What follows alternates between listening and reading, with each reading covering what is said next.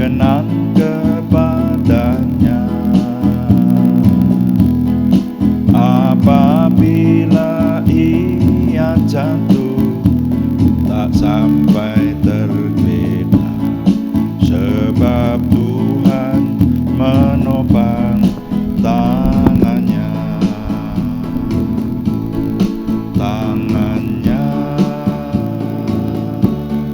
tangannya, sebab Tuhan menopang tangannya. Apabila ia jatuh, tak sampai tergeletak, sebab Tuhan menopang tangannya.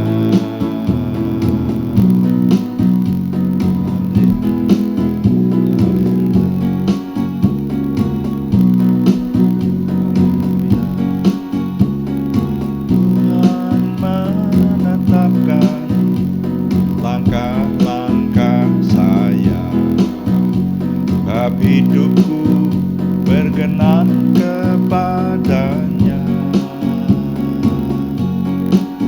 Apabila aku jatuh, tak sampai tergeletak, sebab Tuhan menopang tanganku. Tanganku, tanganku, sebab Tuhan menopang tanganku. Apabila aku jatuh, tak sampai tergeletak, sebab Tuhan menopang tanganku.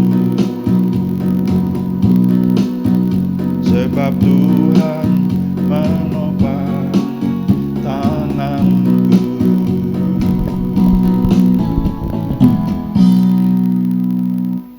Bapa, kami mengucap syukur untuk malam hari ini. Tuhan memberkati kami dengan doa malam yang ada. Kami menyerahkan Tuhan yang menolong, sehingga apa yang kami kerjakan semuanya ketika kami merenungkan firman Tuhan dan juga kami melayani Tuhan dengan doa, menjadikan nama Tuhan dimuliakan dalam hidup kami. Dan ketika nama Tuhan kami muliakan, maka kami semua diberkati. Terima kasih Bapa, dalam nama Tuhan Yesus Kristus kami berdoa. Haleluya. Amin. Selamat malam Bapak Ibu Saudara sekalian yang sudah bersama dengan kami di sini. Kita melaksanakan doa malam kali ini, dan doa malam melalui online ini diadakan secara iman Kristiani dengan dasar keyakinan kepada Tuhan Yesus Kristus, Yeshua HaMasyiah, Imam Besar Agung kami.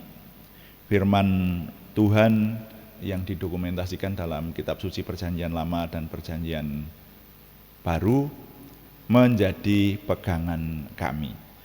Nah saudara, kami masih ingin menjawab pertanyaan dari Ibu Sri Hadi Rahayu di Jakarta yang menanyakan mengenai orang percaya yang menggunakan susuk. Dalam hal ini yang dimaksud adalah susuk gaib. Itu bagaimana, dan nanti bagaimana kalau sudah meninggal? Pertanyaannya semacam itu.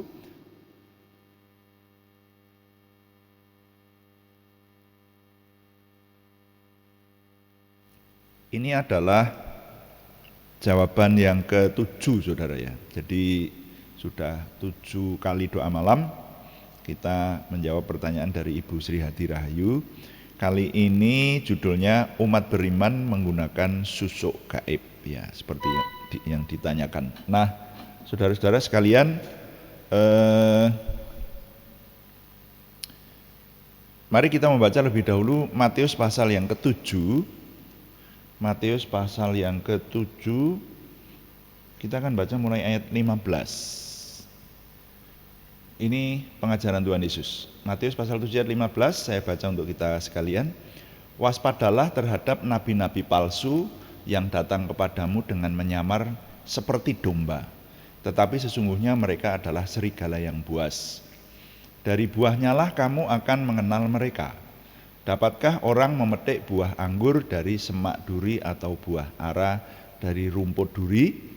Demikianlah setiap pohon yang baik menghasilkan buah yang baik, sedang pohon yang tidak baik menghasilkan buah yang tidak baik. Tidak mungkin pohon yang baik itu menghasilkan buah yang tidak baik, ataupun pohon yang tidak baik itu menghasilkan buah yang baik. Dan setiap pohon yang tidak menghasilkan buah yang baik pasti ditebang dan dibuang ke dalam api. Jadi dari buahnya lah kamu akan mengenal mereka. Perhatikan ayat 21. Bukan setiap orang yang berseru kepadaku Tuhan, Tuhan akan masuk ke dalam kerajaan surga, melainkan dia yang melakukan kehendak Bapakku yang di surga.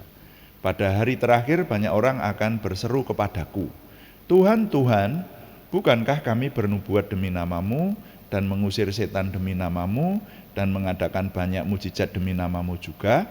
Pada waktu itulah aku akan berterus terang kepada mereka dan berkata, aku tidak pernah mengenal kamu, enyahlah daripadaku kamu sekalian pembuat kejahatan. Sampai di sini pembacaan saya. Saudara-saudara, ini mengenai pengajaran yang sesat ya. Jadi Tuhan Yesus memberikan pengajaran bahwa besok mendekati akhir zaman itu akan ada banyak nabi palsu. Ya, nah kita ini sudah semakin loh ya, kita ini semakin mendekati akhir zaman tentu saja. Dan di sana dikatakan nabi palsu itu akan datang dalam nama Tuhan Yesus Kristus juga. Gitu. Nah ini kalau kita mengingat akan hal ini, di luar negeri itu sudah ada dan kemarin dulu sudah sempat masuk Indonesia indikasinya, yaitu Satanic Church. Jadi ada yang disebut gereja setan, ya, dan itu pakai nama gereja, saudara, kalau di luar negeri. Satanic Church ada pendeta-pendetanya juga, tapi yang disembah adalah Lucifer.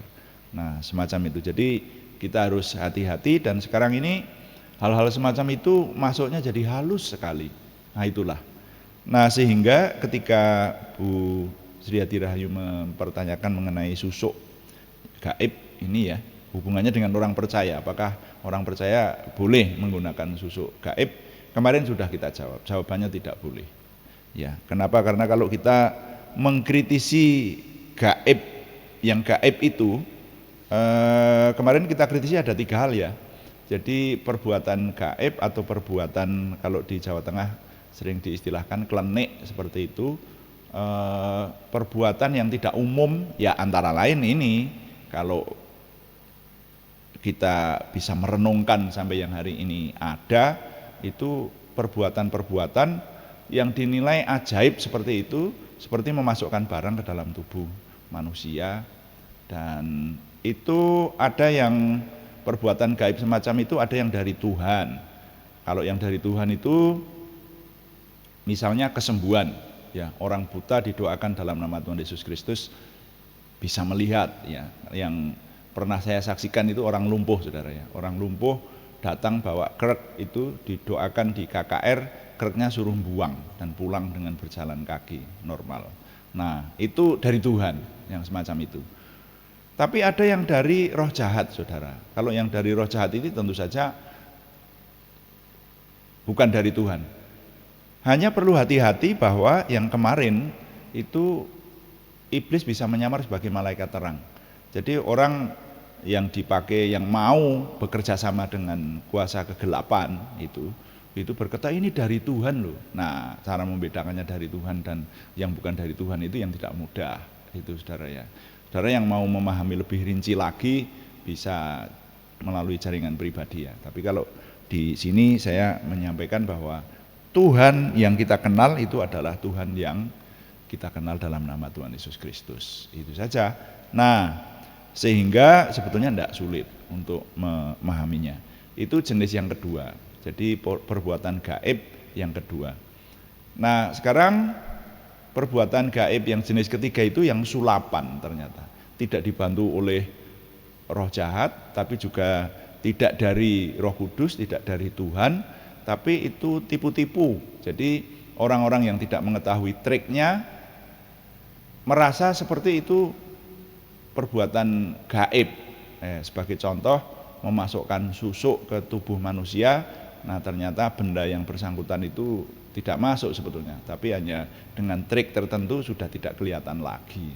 Nah ternyata masuk melalui pakaian yang dikenakan dari orang yang bersangkutan, ini siapapun ini. Jadi yang kami bicarakan di sini adalah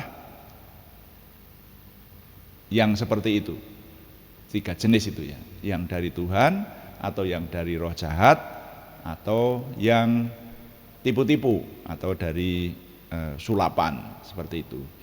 Jadi kalau kita kritisi, ada memang yang dari kuasa kegelapan itu. Nah kalau yang semacam ini yang sudah jelas. Bahkan kalau kita boleh objektif memikirkannya, agama apapun sepanjang agama yang menyembah Tuhan, keyakinan yang menyembah Tuhan melarang, saudara. Saya mengkritisi yang sekarang ini juga sedang ramai dibicarakan di banyak media, itu perbuatan-perbuatan yang menyangkut kepada sihir itu sebetulnya tidak boleh.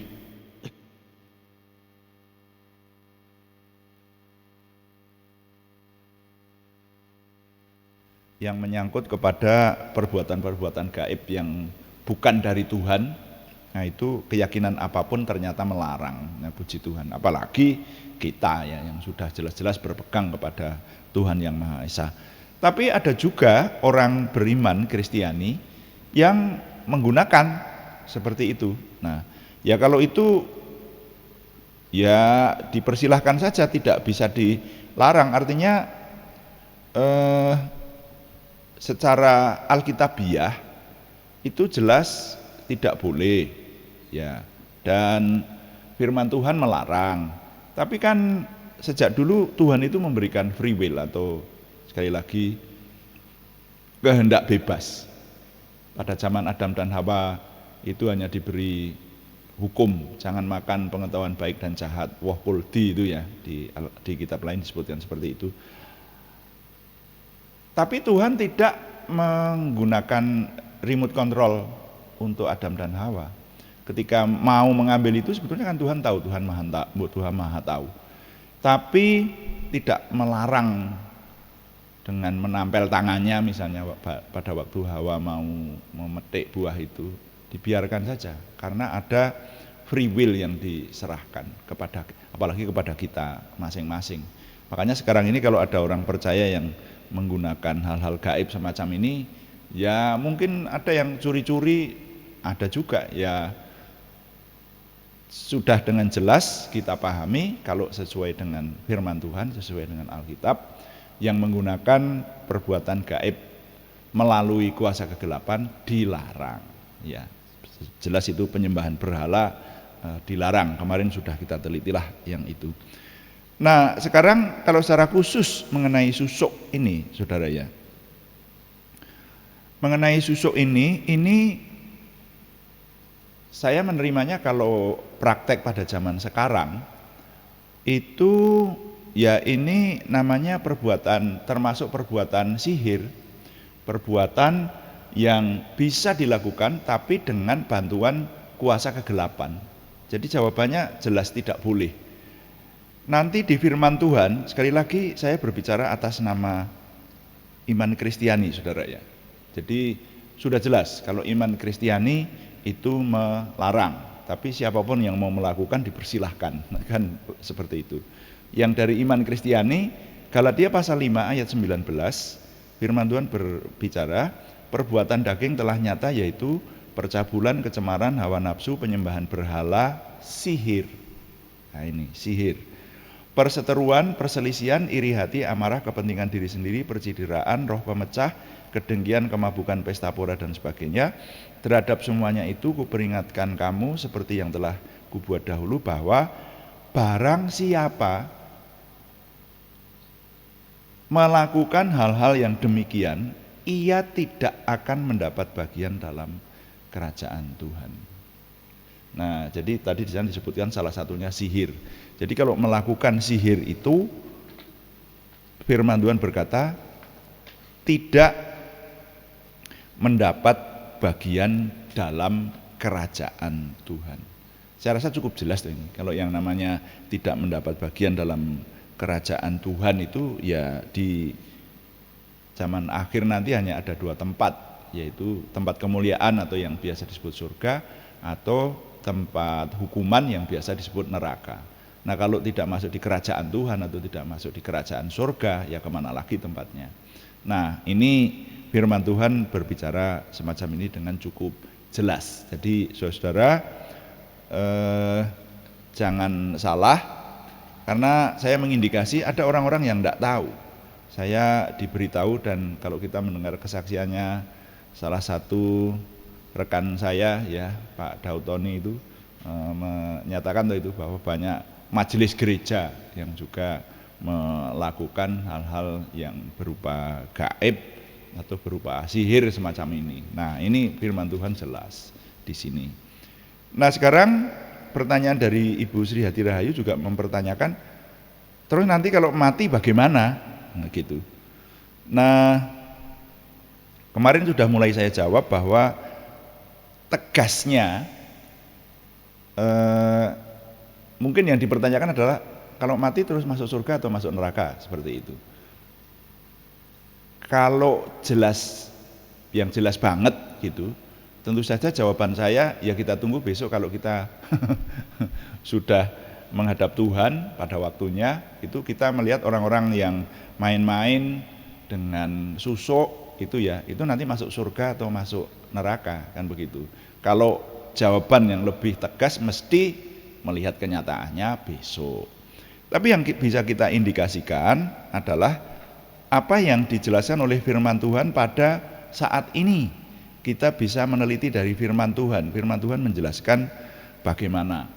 Nah tadi dikatakan bahwa orang-orang yang melakukan perbuatan sihir itu tidak mendapat bagian dalam kerajaan Tuhan. Kalau begitu kan jelas kan ini, ya. Bahkan Tuhan Yesus sendiri memberikan pengajaran yang cukup jelas di Matius 7 ayat 21, bukan setiap orang yang berseru Tuhan, Tuhan kepada Tuhan Yesus itu akan masuk kerajaan surga. Hanya mereka yang melakukan kehendak Bapa yang di surga. Nah mungkin berkali-kali kalau saya membagikan bagian dari firman Tuhan ini,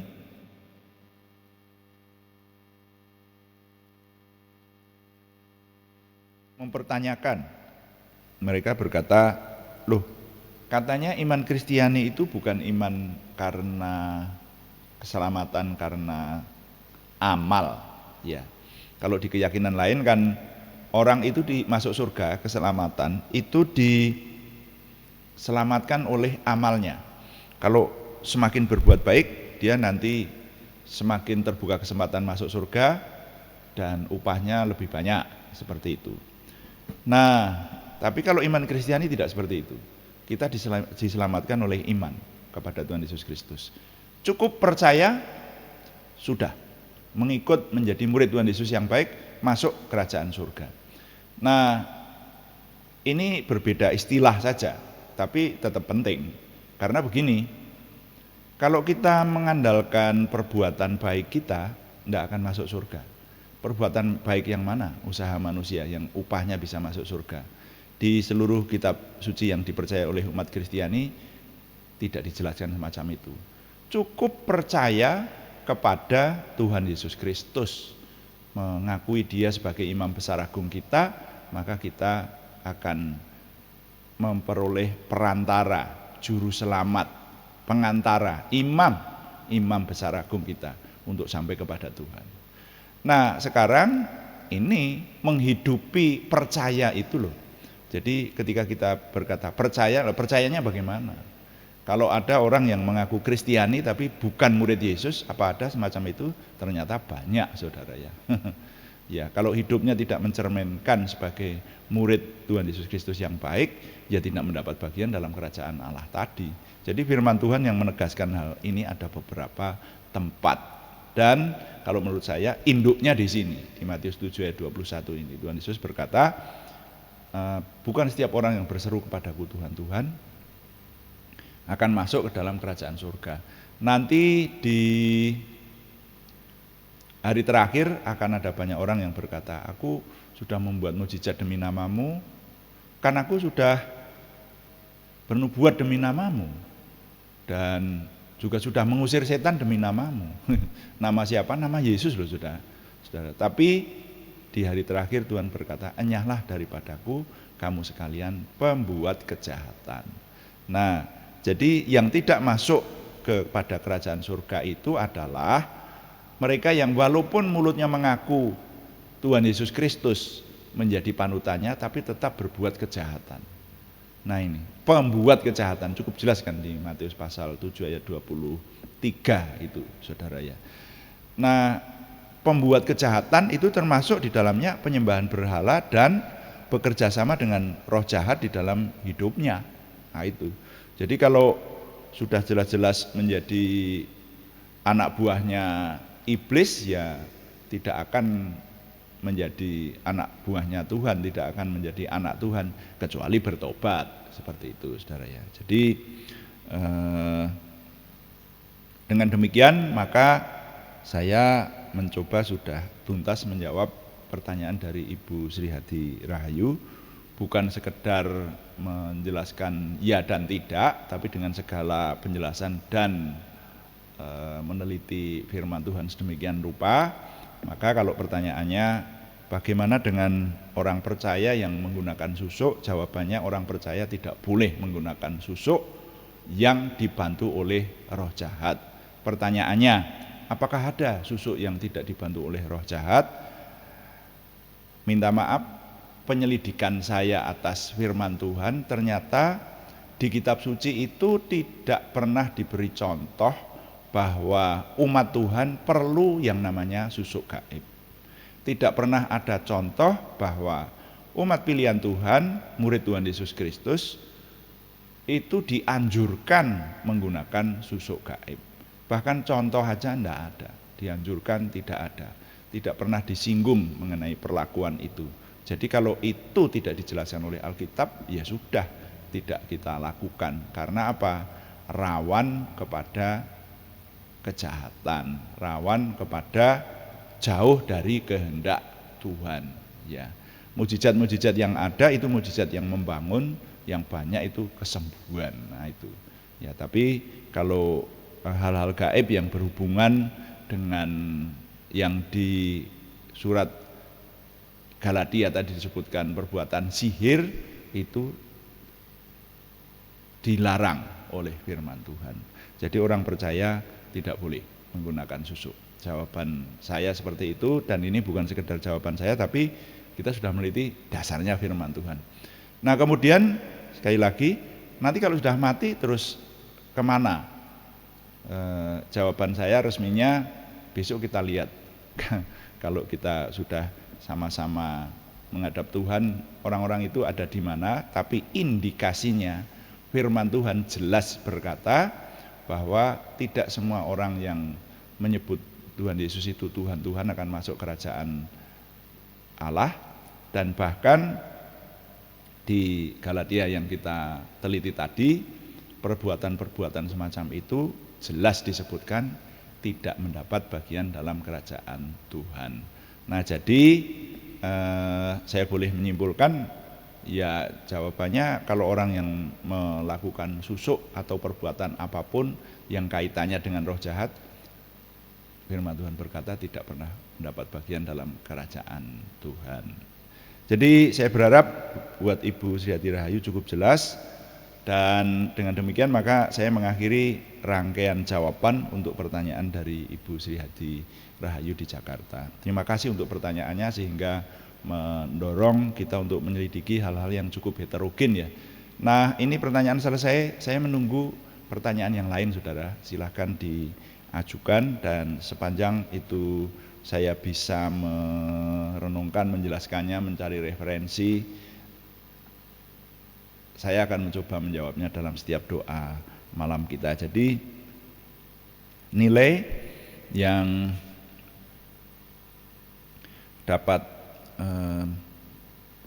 saya ketengahkan untuk kesempatan yang terakhir kali dalam menjawab pertanyaan Ibu Sri Hati Rahayu adalah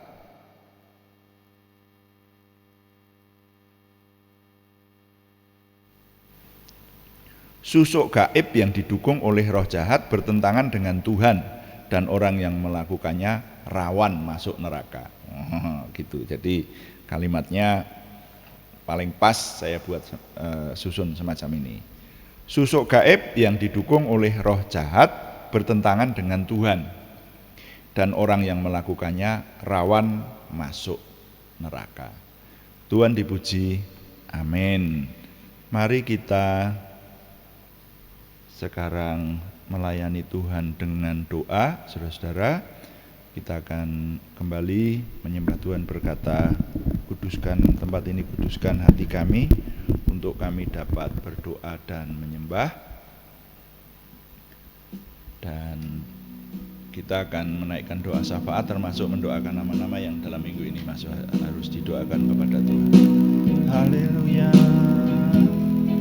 haleluya. Terima kasih Tuhan.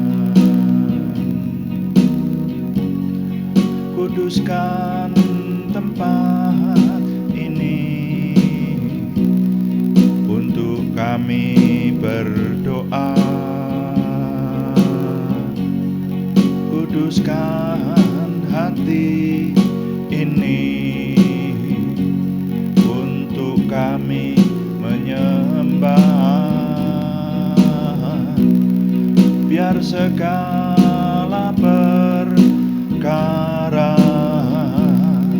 ku serahkan padamu, Yesus,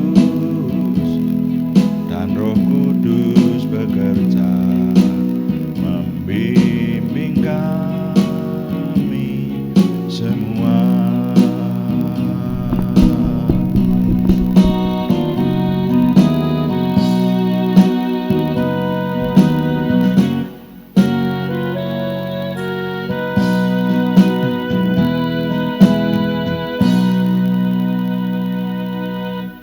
Bapak, kami mengucap syukur untuk doa malam hari ini, dan kami mengucap syukur untuk jawaban pertanyaan yang sudah Tuhan berikan, khususnya untuk Ibu Sri Hati Rahayu yang ada di Jakarta. Kami mendoakan supaya Tuhan yang memberkati kehidupan Ibu Sri Hati Rahayu, memberikan kesehatan, kekuatan, kebaikan, dan masa depan yang penuh harapan seperti yang Tuhan janjikan, menjauhkan dari segala mara bahaya, godaan, cobaan, penyakit, kecelakaan, kejahatan, pengaruh buruk, dan semua hal yang sia-sia.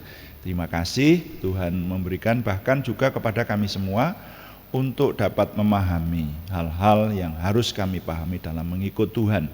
Dan kami mohon Tuhan yang menyempurnakan apa yang sudah kami kerjakan, khususnya melalui anakmu di tempat ini beserta tim. Kami merasa masih banyak kekurangan, tapi oleh pertolongan Roh Kudus yang dominan menolong kami mohon Tuhan memberikan kesempurnaannya atas kami masing-masing. Terima kasih Bapa, kami mengucap syukur untuk doa malam hari ini dan juga untuk firman Tuhan. Sekarang izinkan kami terus berdoa untuk saudara kami yang membutuhkan kesempurnaan kesembuhan dari Tuhan. Kami berseru dalam nama Tuhan Yesus Kristus, Yesus Masiah, Imam Besar Agung kami. Tuhan memberikan kesempurnaan kesembuhan kepada saudara kami Aryadi Wirawan, saudara kami Arni Setiawati, saudara kami Budi Suswanti, saudara kami Yohanes Sutarman, semuanya di Purwodadi, saudara kami Anak Alek Yohan Wibowo, saudara kami Supriyanto, semuanya di Salatiga, saudara kami Siti Rondia, saudara kami Cahyani Bagiowati di Semarang, saudara kami Kristiningsih Joko Widodo di Yogyakarta, dan saudara kami Naomi Sumarsi di Wonogiri. Kami juga berdoa untuk nama-nama yang belum kami sebutkan lagi, tetapi yang bersama dengan kami mengharapkan kesembuhan melalui doa malam ini. Terus kami menyerahkan Tuhan yang benar-benar memberikan kesembuhan kepada kami semua. Kami juga berdoa untuk pergumulan selain kesembuhan, yaitu pergumulan dari saudara kami Sri Purwati di Penawangan, saudara kami Yohana Asri Sabtorini di Kediri, saudara kami Thomas Tioadi Prakoso di Purwodadi. Kami mohon Tuhan yang memberikan terobosan baru, keberhasilan, sehingga pertolongan Tuhan nyata buat kami. Terima kasih, kami menyerahkan semua yang kami kerjakan, Tuhan tolong sehingga kami dapat menyempurnakannya untuk kemuliaan nama Tuhan. Dan kami mengucap syukur setiap hari Tuhan memberikan kepada kami rahasia-rahasia firman Tuhan, sehingga kami semakin memiliki pengenalan akan Tuhan, semakin memiliki optimisme, antusiasme, semangat, dan bergairah menyambut masa depan kami untuk menang bersama dengan Tuhan. Terima kasih Bapa kami. Mohon Tuhan yang menyempurnakan doa kami oleh pertolongan dan pimpinan Roh Kudus, karena semuanya kami persembahkan dengan mantap percaya dalam nama Tuhan Yesus Kristus Juru Selamat kami. Haleluya. Amin. Demikian doa malam hari ini, saudara-saudara sekalian. Terima kasih kepada semua yang sudah mendukung, yang setia mengikuti kita di sini. Jadi bersama-sama kita melayani Tuhan, begitu ya. Kalau saya pakai istilah, kalau kita berdoa bersama itu kita bersama menyatukan hati melayani Tuhan. Dan kami tetap mengharapkan dukungan Anda, baik dukungan doa, juga terima kasih. Kalau yang belum memberikan subscribe, berkenan memberikan subscribe, like, komen, dan share, bagikan kepada teman-teman lain sehingga lebih banyak lagi yang diberkati bersama dengan kita. Selamat malam, Tuhan memberkati. Amin.